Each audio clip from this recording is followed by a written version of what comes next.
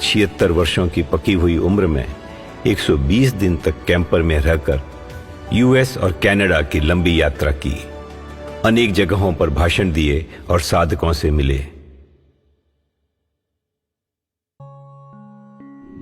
इन यात्राओं के फलस्वरूप भारत और विश्व में साधकों की और केंद्रों की संख्या बढ़ती रही। पहले विदेशी केंद्र के निर्माण की योजना 1982 में बनी। अमेरिका के मैसेच्यूसेट्स में धम्मधरा, तत्पश्चात उत्तरी अमेरिका में शनै शनै 16 और दक्षिणी अमेरिका में 8 केंद्र स्थापित हुए।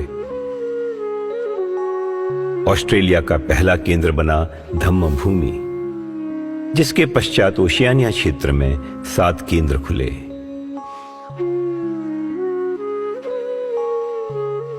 यूरोप का पहला केंद्र धम्ममाही फ्रांस में खुला और धीरे धीरे 14 अन्य केंद्र खुले।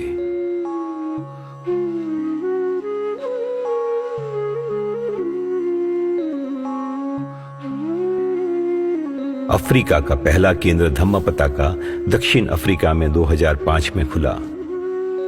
केंद्रों के अलावा बिन केंद्रीय कोर्स अफ्रीका भर में और अन्य देशों में लगी रहे थे। मिडिल ईस्ट का पहला केंद्र धम्म पमोदा 2014 में खुला।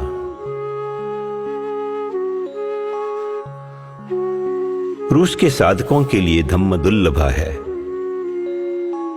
कई देशों में बिन केंद्रीय शिविरों के माध्यम से भी लोगों को विपश्यना सीखने का अवसर मिलता है। एशिया में 188 केंद्र हैं, जिसमें से सर्वाधिक 88 भारत में हैं।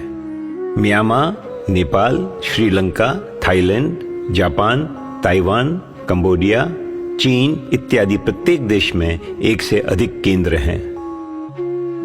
विश्व भर में फैलते केंद्रों के कारण साधकों के लिए शुद्ध धर्म के मार्ग पर आरूढ़ होना सुलभ हो गया। वहीं गोयंका जी ने उन साधकों के लिए भी विशेष प्रयत्न किया जो लंबे समय तक लगातार ध्यान करने का लाभ उठाना चाहते थे।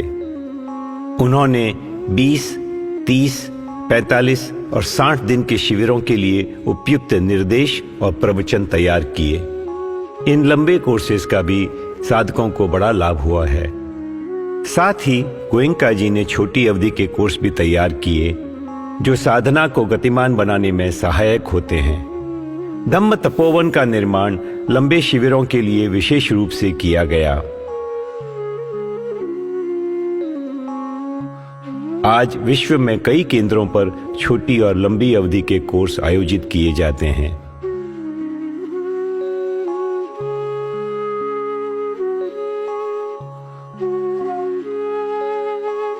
सौ से भी अधिक देशों में आज 2019 के मध्य में 197 स्थायी केंद्र और 137 अस्थायी केंद्रों से धम्म सेवकों की निःस्वार्थ सेवा और लगन से सुचारू रूप से चलते हैं। सारे केंद्र VRI और dhamma.org के टेक्नोलॉजी प्लेटफॉर्म से जुड़े हैं और 55 भाषाओं में विपश्यना सिखाई जाती है। इस तरह विश्व के हर महाद्वीप में विपश्यना फैल गई। धर्म प्रसार के मार्ग में स्वाभाविक था कि कई कठिनाइयां भी आएं। प्रत्येक देश की, प्रत्येक केंद्र की और प्रत्येक कोर्स की अपनी विशिष्ट अड़चन। समस्या जैसी भी हो, मंगलकारी धर्म और सेवकों की निष्ठा ने उनका समाधान हमेशा ढूंढ निकाला।